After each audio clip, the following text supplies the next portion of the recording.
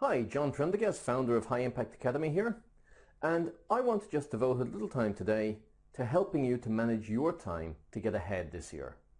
If you look at the 12 months that are coming up, there's a huge amount of potential. But you have to realize that potential by getting stuff done. And that's where nearly everybody falls down. We have an idea for what we want to do. Maybe we've seen the long-term goal, we've got it fixed in our mind, but then when it comes down to the practical steps, we get overwhelmed or we just don't get stuff done. So I'm going to take you through one method of scheduling that's worked amazingly well for myself and for an awful lot of my clients over the years.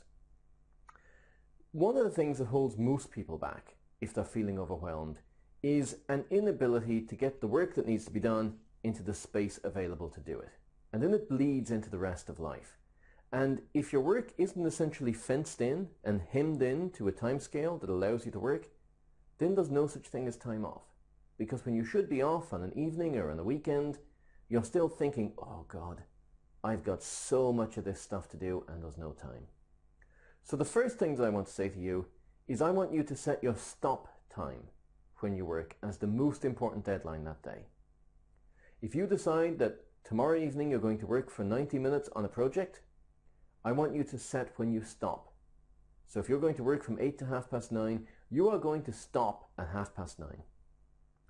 Because your brain is capable of focusing and doing a huge amount of work for you. And if you can give it a deadline, it'll do better. But if you're lying to yourself, if you're sitting there at 9:30 thinking, oh God, I've made a great start, but I've so much more to do and I'm going to keep going, then from there on, your brain knows that you can't be trusted when it comes to time scaling. And part of your mind is always thinking, what's the point? It's going to go on forever. And if you've got that feeling of, oh, there's just no point because there's too much to possibly get done, then really, trust me, you need to set your end deadlines. So we're going to look at one way of scheduling that's allowed me to be way more productive and that I've used with a lot of my business coaching clients. Some of these people are multi-millionaires. They may have the money side worked out, but they still hadn't got their management of their own time sorted out to the level they wanted. Some of them are people just like you and I, trying to do our best, get through life, make a living and help other people. A lot of therapists particularly need this sort of help because we need to hem in the time that we're trying to get the word out there so that we can help other people. And for this, we're going back to old-fashioned methods. Yes, normally you'd have my display here, but we're going to go with a whiteboard and markers because this is a sort of work that I think is best done with pen and paper. So here's the concept. I want you to take out a piece of paper and schedule out your week. Monday.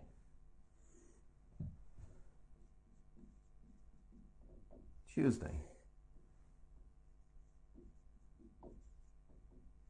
Wednesday. Thursday. Friday. And if you want to work on Saturday, put that in too. If you want to work 7 days a week, put it all in there. And I want you to decide then what are the times that you want to work. And I'm going to suggest that you work in blocks of 90 minutes. And the reason for that is 90 minutes seems to be a very good time scale for the human brain to really focus on and get stuff done. But if we keep pushing after 90 minutes without at least some level of break, we tend to become less efficient. You'll see that accidents tend to increase in places of work where there isn't a scheduled regular break. Where people try and work through for 3 hours at a time, we usually produce lower quality work. When I think of the times I've sent stuff to the printers with a spelling mistake or an error in it, it's usually the times where I just pushed for too long without a break. Don't mistake working longer with getting more done. Don't mistake putting more time into your work as producing quality or even better quantity. So, we're going to work in 90-minute slots. And we're going to assume that we're going to start at 9 in the morning, but pick whatever time works for you. So 9 a.m. to 10:30 is our first block of 90 minutes. We'll take a half-hour break, so that we're going to go from 11 to 12:30. So I'm going to take a long break at that point.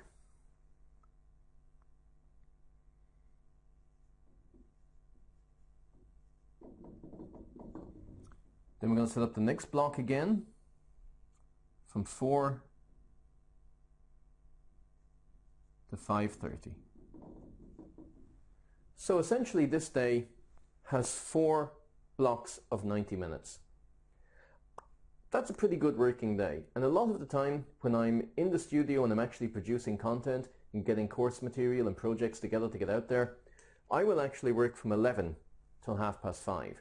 And I find that I'm very often as useful and as efficient in that shorter space of time than when I try and push it to a full day. But it depends on the type of work that you do. But we're going to assume 4 blocks in the day. Nearly always people start off in the morning by checking email and Facebook or LinkedIn mail and looking at all of that. There's a lot of research out there that shows that on average, if you do this, you will be 30% less efficient by the end of the week. So you're going to be 30% less efficient. Effectively, you can throw away more than a full day out of your week just by doing that. Now, obviously, if you're in customer service and checking emails and getting back to people is your job, then that stat doesn't apply to you. But if you actually need to get stuff done, if you have projects you're working on, the clients you should be seeing, you're better off leaving the email until late in the day. And the reason for this is, if you start responding to emails and messages from other people, you're no longer working to your set of priorities. You're responding to their needs and you're doing it on their schedule, not yours. So have a think about whether you really need to check your email and messages first thing in the morning. If not, I'd suggest put them in your last section of the day. So you're getting back to people every day, but there's not setting your priorities for the day. Do what's important to you first. We're at our freshest in the morning. The human mind has a certain resource of willpower. It'll let us stay focused, it'll let us stay concentrated, but we deplete it as the day goes on. At least if you do something useful, you deplete it. If you waste time all day, you may not. But make use of that in the morning, and make use of it for the thing that's most important for you. So the most important stuff goes in green. And I'll explain why. But what I do is I block out the time for that 90 minutes in green, and I put in what's the most important thing for me to be doing. Now, this coming week, I'm in studio a lot recording an online program. So in here is going to be recording, and it's actually going to be part 6. So I just put that in green. The reason I put it in green is the color we associate with go. It's the color we associate with safety. I want you to start thinking about what's the safe thing for you to be putting your time into. And by safe, I mean what's the thing that's actually going to give back value to you. If you're sitting there answering phone calls, writing emails, updating Facebook, unless that's something that's moving a needle for you, that's actually making your life better, increasing your bottom line, allowing you to help more people, allowing you to earn a bigger income, then it's probably not your top priority. So the stuff that I know is important, that's going to make a real difference for me and the lives of the people who are important to me, goes in green. That's my important stuff. The second priorities, if they're as important, if it's continuing it on, it goes in green too. So from 11 to 12:30, I am still going to be in studio. What I'm going to be putting in there in green is edit part 6, because I like to get things done as a block, and this is a really important aspect of being efficient. Finish something, and that doesn't have to be a big project. That could be, if I had 12 hours of video to produce, if I could get one 10-minute block done and marked it off as something done, I'm going to build more motivation by doing that.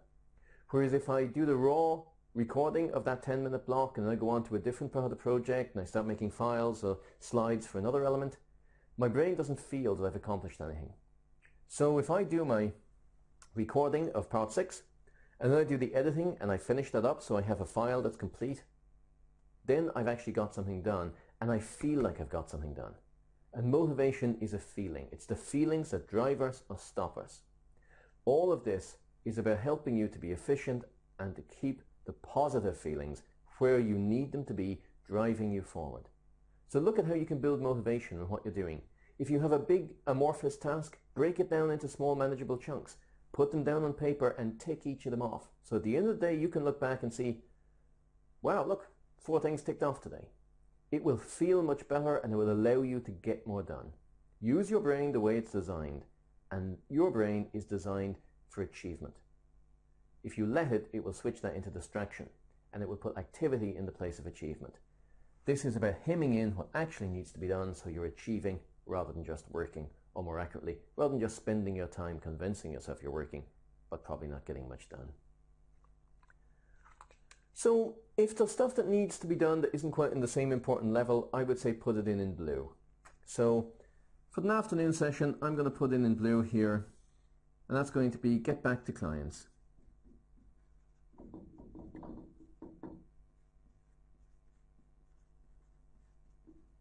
So get back to clients. I'm going to do all of that as much as I can there. If I don't have enough of getting back to clients to form a 90-minute block, I'm going to question really how does it need to be done today, and I might schedule it for Wednesday when I have a couple of days accumulated of the same type of work. Your brain likes to group things together, so don't jump from one type of task to a very different type of task to a very different type of task. It just makes it slower for your brain to actually catch up and to deliver the best results for you. And the big part at the bottom here, this is where I leave all my general emails and small correspondence. Now, getting back to clients would be about large issues here. If it's just returning a phone call, dropping an email back, responding to an inquiry, it would go in my last session of the day, and it would only go in then if it had to. And this goes in red. And the reason we use red for this is it's a warning. Red is associated with warning, with danger. So you should always be thinking and noticing that this is actually a warning that you might be wasting your time. Does this stuff actually make a difference to you today? Could you leave it till tomorrow, get more done today, help more people, make more income, advance some projects? If so, you should be leaving it there, which is why I really recommend use red as the color for the stuff that's least important. It's a warning that you might be wasting your time. It'll just make you question, do I need to do this now? Or is there something more useful that I should be doing? So email. Accounts also go into this. You know, there comes a time when your accounts will probably be in green at the top if you've left it too late.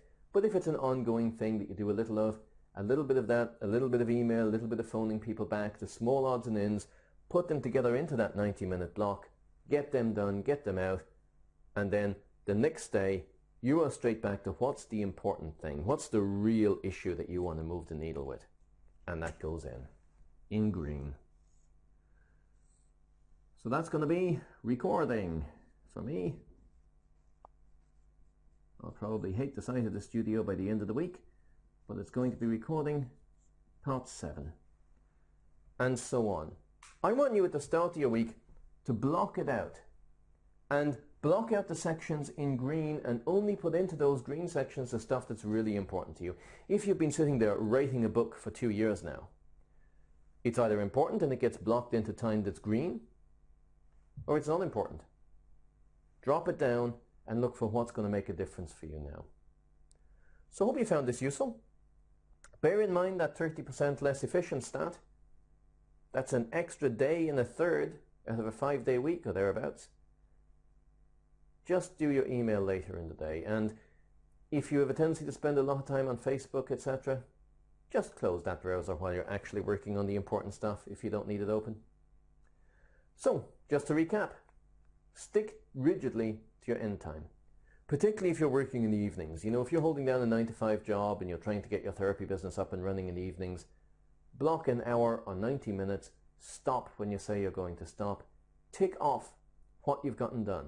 Just break stuff down into manageable chunks so that you can actually write down what you're doing, finish a section in some way, and it could be as small as write the email or get the update ready for Facebook.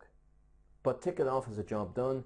Try and keep stuff into manageable blocks that you can get done realize you've achieved something and move on, and then stop at the stop time that you set. It'll let you focus much better. You will chunk through things, and remember, it's not a race, it's regular, steady work that wins. This is how you can make it much more manageable and actually enjoy life by having time outside of these blocks that you can be not working. Hope you find this useful. Please feel free to comment, share, spread, etc. if you think it would help anyone else. And please keep sharing your help.